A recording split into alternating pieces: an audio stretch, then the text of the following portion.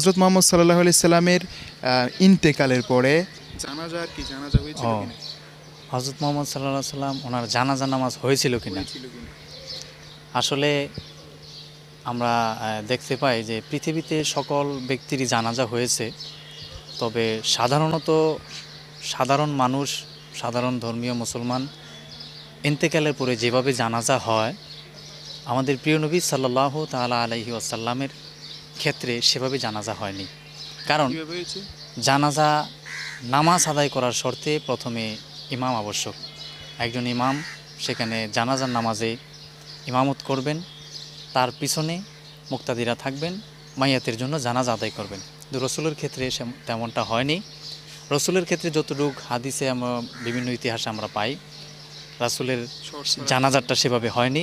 রাসূলের জানাজার ক্ষেত্রে প্রত্যেক যত সাহাবায়ে কেরাম মুসলিম মিল্লাত ছিলেন, তারা সবাই রসুলের